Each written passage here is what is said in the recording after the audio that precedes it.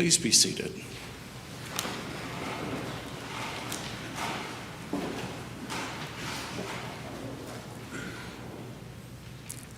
I once shared with my wife an observation that I read somewhere, that the most effective sermon in the Bible was only 8 words long.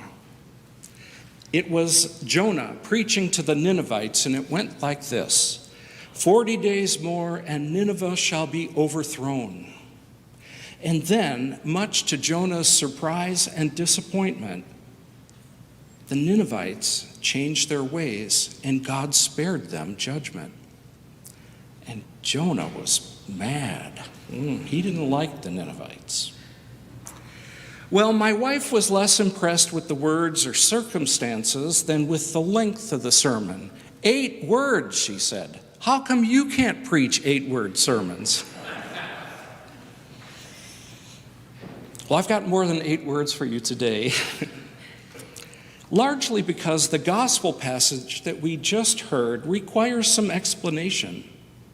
It comes from what is known as Jesus' high priestly prayer offered on Maundy Thursday, after the bread and wine of the Last Supper, after Jesus washed the disciples' feet, and after words of instruction about what they could expect next.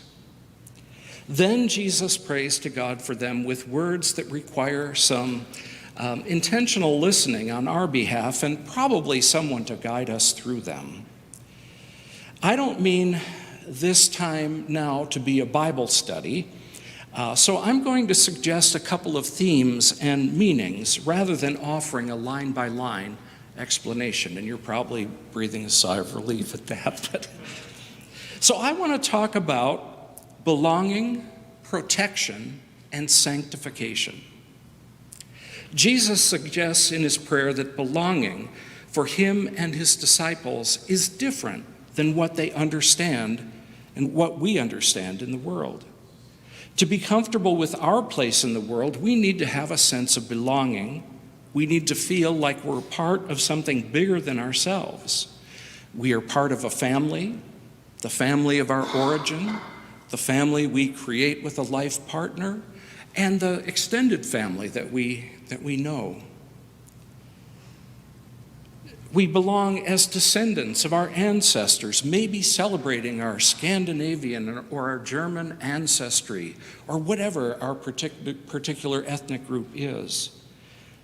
We need to belong and find comfort and often take pride in these kinds of belonging.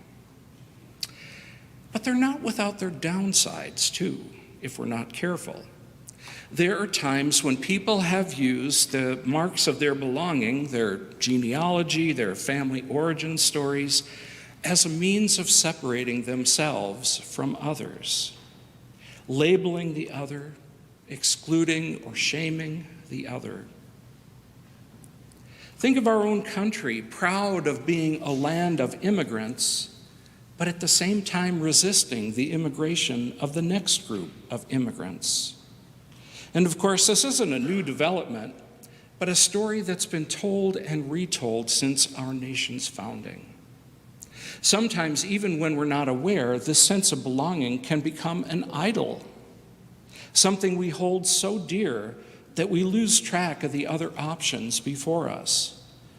So, belonging, as we usually think of it, can have some potential downsides. In his high priestly prayer, Jesus invites his disciples and us to a new understanding of belonging. It's a belonging that is not of this world. As Jesus says, they do not belong to the world, just as I do not belong to the world. Jesus suggests that for himself and his disciples, belonging comes directly from God and is not mediated or limited by the structures, processes, or systems of their current world order. Jesus demonstrated what this means by the way he lived his life, how he taught, how he died. His life was not controlled by his social world. He was free to offer self-sacrificial love to anyone he chose to, regardless of any offense that the world might take. Jesus saw his belonging as coming from God and returning to God. And therefore, it didn't need to be limited by the short-sighted expectations of the world in which he lived. For us and for the disciples, this means that we can be free of the aspects of belonging that are problematic, letting go of needing to make ourselves better than or exclude others. It frees us to be the hands and feet of Jesus, offering the self-sacrificial love, extravagant love that Jesus calls us to share in our life in this world, not caring about the offense our freely shared compassion and love may generate. We all belong to God. Our belonging comes from God through Jesus, and will return to God in the end. So in his prayer, Jesus says, "Holy Father, protect them in your name that you have given me, so that they may be one as we are one." Jesus prays for protection for the disciples, specifically to protect their unity. By their unity, they witness to the Trinity and therefore to God. The protection that Jesus prays for is not that the disciples be removed from the trials and tribulations that they would be facing in the world, or even that they be kept separate from people who think differently than they do. Jesus knows that if they are to effectively continue his ministry, they will need to be fully engaged in the world. Jesus prays that they might be protected from evil and sanctified in the truth. Sanctify, at its simplest level, means to make holy. But I think Jesus uses sanctify to give a sense of making holy for a purpose. Making holy for a purpose. With this prayer, Jesus seeks to protect and sanctify the disciples so that they might take up the work he started that's far from complete. The disciples and us who hear this gospel are protected and sanctified to undertake the ministry. Together with God, in unity with one another, we are to speak the truth to the world, expressing love, forgiveness, and care to all humanity. We are in the world, but not of the world. We are God's own forever. So what are we going to do about it now? It's nearly 2,000 years since Jesus died and ascended to heaven. The generations of disciples who succeeded the originals have done a reasonably good job of speaking the truth and sharing the good news of all that God has done for us in Jesus Christ. Against all odds, the church prevailed and thrived in ways that are hard to imagine. If you know the story of the early church, you'd be pretty amazed that we're here today. Overcoming persecution and supporting people who are rich, poor, insiders and outsiders, saints and sinners. But the record hasn't always been without some flaws. I'm thinking about crusades, inquisitions, slavery, just to name a few of the most obvious ones. As the descendants of the disciples, inheritors of the belonging, protection, and sanctification that Jesus prayed for in the high priestly prayer, we must regularly do, in the words of the AA program, a searching and fearless inventory to assure that we're on the right track. We need to be willing to recognize where we've fallen short and commit to doing better.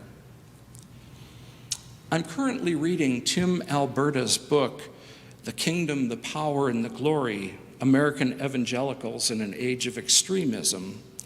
I'm about a third of the way into the book, and just this last week came to a place where Alberta was recounting how the numbers of church-going Christians is declining quickly.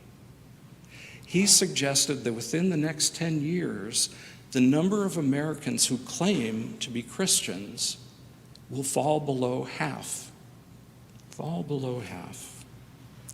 He recounts how one speaker at a conference of conservative evangelical leaders wondered if the world's vanishing confidence in the church is the fruit that it planted. The Reverend Laurel Bunker offered this reflection. The public hasn't turned against Christians because they act better than the rest of the world, she said. The public has turned against Christians because they act worse than the rest of the world. She suggested that this has to do with what she calls the Christian victimhood complex. Bunker says, so listen, make a little room for a child of God. Make a little room for a misfit. Make a little room for the single mother. Make a little room for that kid who is mentally burdened with their sexuality. Because here's the reality, she says, we can be mad all we want at the quote-unquote liberal agenda, but unless the people of the gospel have a better way, we have nothing to talk about. Bunker told them that the next generation of would-be believers is watching. They want to know if we love Jesus first, more than money, more than social status, more than a political party, more than a country. I share this passage not as a way for us as Episcopalians to do our own little superior dance, over around the conservative evangelicals. At least we're not like them. But rather to suggest that we need to be on guard. We need to be fearlessly examining our own motives. We must be certain that what we present to the world is God's truth, a truth that comes from our belonging to God and not to the world. And we need to make certain that we are using the protection and sanctification that God extends to us for the purpose for which it was intended. Next Sunday, we'll celebrate the Feast of the Pentecost and remember the founding of the church that day. We'll rededicate ourselves to the calling Jesus offered to the disciples and through them to us. To tell the good news of God for us, as demonstrated by Jesus Christ, to put Jesus' promise of love into action, and to go out into all the world baptizing in the name of the Father and of the Son and of the Holy Spirit.